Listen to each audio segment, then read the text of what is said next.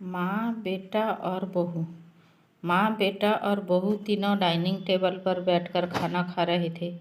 खाना खाते खाते बेटा अपनी पत्नी से बोला, सुनीता, तुमने आज भी दाल रोटी ही बना दी।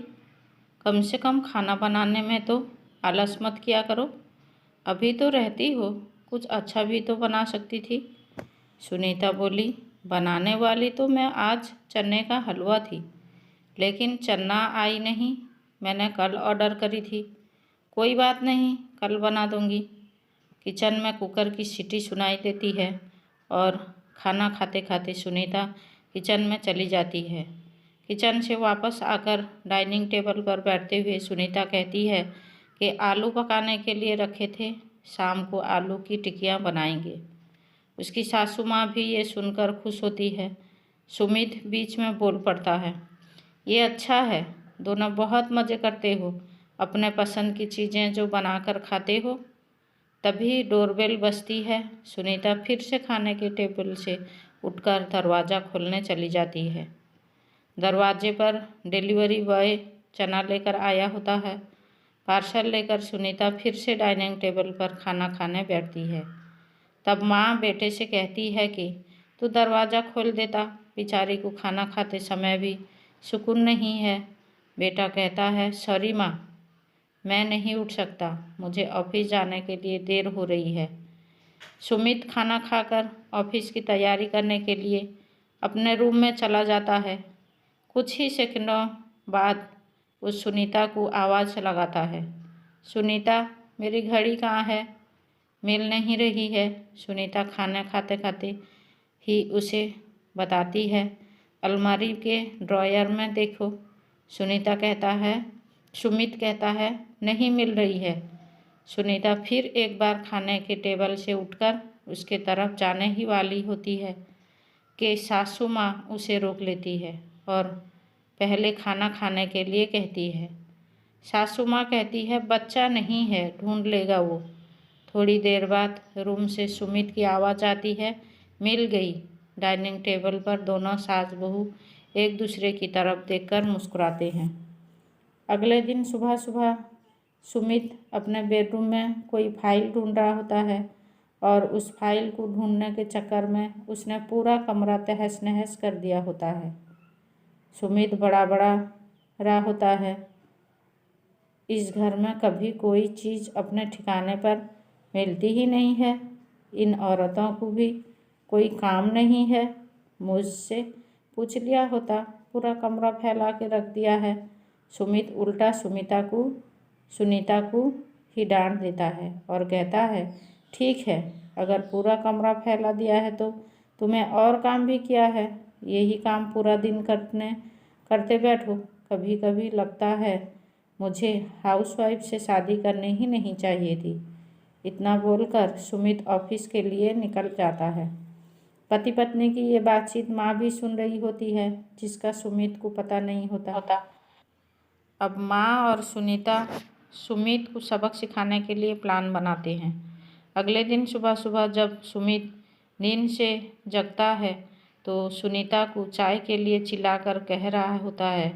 पास ही में सोफे पर बैठे माँ उससे कहती है, सुनीता नहीं है, वो अपने माँ के घर गई है, कोई ज़रूरी काम था। सुमित फ़ोन निकालकर सुनीता को कॉल करने लगता है। तब माँ उसे रोकते हुए कहती है, फ़ोन मत कर, माँ के घर ही तो गई है, आ जाएगी 2-3 दिन में। सुमित फ़ोन रख देता है और माँ से कह रहा होता है कि माँ चाय। तभी माँ बोल पड़ती है, हाँ हाँ, 2 कप बनाना, मैं भी पीऊँगी। बेमन से सुमित किचन की तरफ जाने लगता है चाय बनाने के लिए। तब माँ तो फिर से खड़े होते हुए कहती है, अरे बेटा रुको। सुमित को लगता है कि माँ उसे रोककर चाय बनाने चली जाएगी, लेकिन माँ कहती है, मेरी चाय में थोड़ी चीनी कम डालना।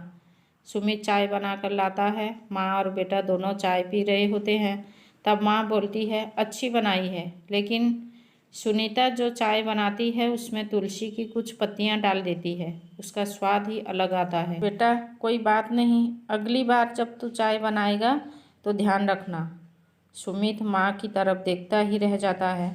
थोड़ी देर बाद सुमित माँ से कहता है, माँ आज खाने में मटर पनीर। माँ फिर से सुमित की बात काटते हुए माँ कहती है, अरे वाह, आज मेरा बेटा मुझे मटर पनीर बनाकर खिलाएगा। अच्छा है, अच्छा है। काफ़ी दिनों से मटर पनीर खाने को इच्छा हो रही थी। सुमित कहता है, अरे माँ, मैं तुम्हें मटर पनीर बनाने के लिए कह रहा था। माँ कहती है, नहीं बेटा, मेरे घुटनों में बहुत दर्द रहता है, मैं इतने घंटों तक किचन में नहीं खड़ी हो रह सकती। सुमित अपना फ़ोन निकालकर रेस्टोरेंट से ऑर्डर करने लगता है। तब माँ उसे रोकते हुए कहती है, इस उम्र में मेरा पाचन अच्छा नहीं रहता बेटा, मुझे गैस हो जाती है और तुम मुझे बाहर का खाना खिलाना चाहते हो। तू तो अपनी माँ से प्यार नहीं करता। सुमित ना चाहते हुए भी घर का खाना बनाने के लिए किचन में चला जाता है। 1 घंटे बाद खाना बन के तैयार हो जाता है। सुमित 2 थाली में खाना परोसकर माँ के पास आता है। माँ देखती है कि सुमित ने दाल रोटी बनाई है।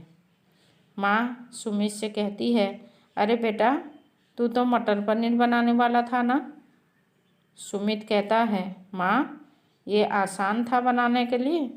माँ कहती है, सुनीता होती तो मुझे आज मटर पनीर बनाकर ही खिलाती। चलो कोई बात नहीं, मैं कहाँ हर दिन मटर पनीर खाती हूँ, आज भी दाल रोटी ही खा लूँगी। आ बैठ साथ में मिलकर खाते हैं। दोनों बैठकर खाना खाने लगते हैं। सुमित ने पहला निवाला मुंह में रखा ही होता है कि माँ उसे कहती है, अरे बेटा, दाल में नमक थोड़ा कम है, जाकर ज़रा नमक लेकर आ। सुमित खाते खाते उठता है और किचन से जाकर नमक लेकर माँ को देता है। फिर अपना खाना खाने बैठता है। बीच में ही माँ खांसने लगती है और सुमित से कहती है, अरे बेटा, खाना गले में अटक गया है, थोड़ा पानी लेकर आ। सुमित फिर से खाना खाते खाते उठता है और पानी लाकर माँ को देता है। इन सब से सुमित के मुंह पर परेशानी साफ देखी जा सकती है। सुमित को अब महसूस भी हो रहा होता है कि जैसा बर्ताव वो सुनीता के साथ करता है उसे कितना बुरा लगता होगा। हालांकि सुनीता के मुंह पर कभी उसने शिकन नहीं देखी थी। माँ यही नहीं रुकती। खाना खा के ख़त्म हो जाने पर माँ सुमित को थालियाँ धोने के लिए कहती है। फिर माँ अपने बेड पर आराम करने लगती है। तब सुमित को चादर ओढ़ाने के लिए कहती है। उसके बाद जब सुमित रूम से जा रहा होता है तब उसे रोककर एसी कम करने के लिए कहती है। इस सब कामों से आप परेशान हो जाता है लेकिन कुछ बोल नहीं पाता। अगले दिन सवेरे सवेरे सुमित खाना बनाने के लिए सब्जियां काट रहा होता है लेकिन उसका ध्यान सब्जियों पर नहीं होता। वो सुनीता के बारे में सोच रहा होता है और पछतावा कर रहा होता है कि वो कितना गलत था कि हाउसवाइफ का काम आसान होता है। तभी बेख्याली में उसकी उंगली कट जाती है। उससे खून बहने लगता है और वो बेसिन में अपनी उंगली धोने के लिए चला जाता है। तभी सुनीता उसके पास आकर उसके हाथों में पट्टी बांधने लगती है। यानी कि सुनीता कभी माँ के घर गई ही नहीं थी। ये तो सास बहू के प्लान का हिस्सा था जिससे वो सुमित से छुपकर उस घर में रह रही थी। सुमित सुनीता को देखकर काफ़ी खुश हो जाता है। सुनीता से कहता है, घर का काम हम दोनों मिलकर किया करेंगे।